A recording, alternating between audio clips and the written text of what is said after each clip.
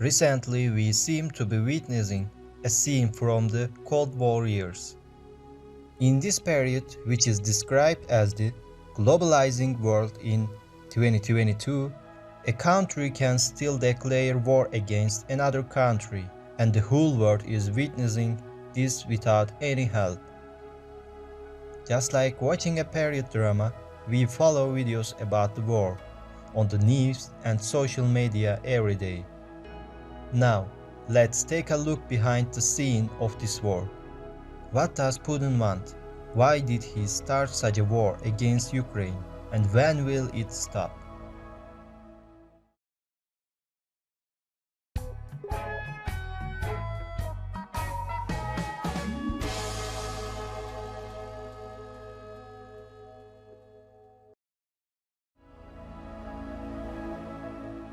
Towards the end of 1991, the states within the Soviet Union began to declare their independence one by one.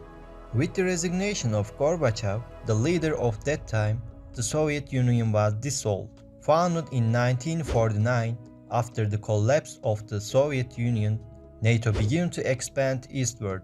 We can explain the main purpose of the NATO as a collective response to any attack on member states. However, the countries that left the Soviet Union started to become NATO members one by one. These include countries such as Lithuania, Latvia, Estonia, Poland and Romania. All of these countries later became members of the European Union. However, Ukraine didn't have any membership in NATO or the EU.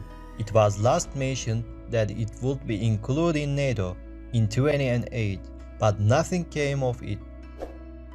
On the other hand, it was known that Putin was an intelligence officer during the Soviet Union, and with the collapse of the Soviet Union at the end of 90s, he assumed the duties of Deputy Prime Minister and Vice President. For 22 years, he did everything he could to return Russia to its former military power. For Putin, such an expansion of NATO was seen as a huge threat to him. He thought that with the inclusion of Ukraine in NATO, he would lose an important and strategic place, and he repeatedly expressed his dissatisfaction with this issue. He insisted that Ukraine and Belarus, which shares a border with it, were part of Russia, that they were inseparable both culturally and historically, and never acknowledged Ukraine's independence. Finally, Putin started to implement his plan for the first time in 2014. In order to seize Ukraine, he first planned to take Crimea. Crimea, on the other hand, was a peninsula and an autonomous region of Ukraine. In 2013, Yanukovych, who is known for his closeness with Russia, was in the administration of Ukraine. Yanukovych announced the suspension of the Ukraine-EU Association Agreement. This decision had a great impact in the country, and the people started to revolt.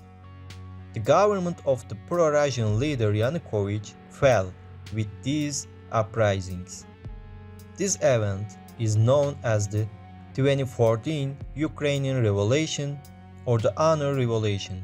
Ultimately, with the outbreak of this incident, Putin launched an invasion of Crimea in 2014, and Crimea is now under Russian control. According to Russia, it is an independent and sovereign country. So, what does Putin really want? In fact, we wouldn't be wrong to say that we want to travel in time. We can say that he is trying to regain the lands owned by the Soviet Union about 30 years ago, and to ensure border security in this way. For this reason, he started his first attack in Crimea, and now wants to continue it in Ukraine. In fact, it was clear days before that the war would start, but even though the USA announced that an attack would take place, Putin expressed that he was open to diplomacy and continued to pile up his soldiers and arsenals on the Ukrainian border. Finally, on February 24, Russian President Putin announced the start of a military operation in Ukraine with a statement. Thus began the greatest destruction Europe has seen since 1945. Ukrainian soldiers and civilians found themselves in the middle of the war, with the mobilization announced throughout the country. Again, the number of people leaving the country is approximately 1 million. The democratically elected president of the Ukraine, Zelensky, is leading the war personally without leaving his country, and he has repeatedly stated he doesn't receive the necessary support from both NATO and EU countries. However, many countries announced and implemented sanctions that they would impose on Russia. However, none of these seems to be enough to stop Putin, because Putin has already given the signals that he will not step back in his statements. Is an agreement possible? The two states held a negotiation in Belarus recently, but in the statements made, it was stated that there was no result and that the wishes of both countries were not possible. The answer to the question of whether there will be a new negotiation or what kind of result will be obtained doesn't seem possible at the moment. As a result, Europe is in a more dangerous scenario than it has ever been for nearly half a century. In such a war, innocent people are the most affected, and their only crime is to live in that country, if this is a crime. People are forced to leave their place of resistance. Those who don't want to leave their country or don't have the means are also struggling to survive in shelters. Most of all, children are deprived of everything they need. They go to sleep and wake up to the sounds of bombs, sirens, and clashes. Some die in attacks targeting civilians. People who die here are not actually dying for a land.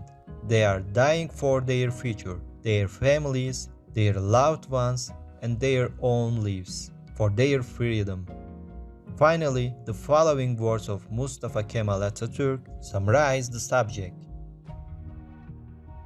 In a country lacking freedom are death and collapse. The mother of all progress and liberation is freedom.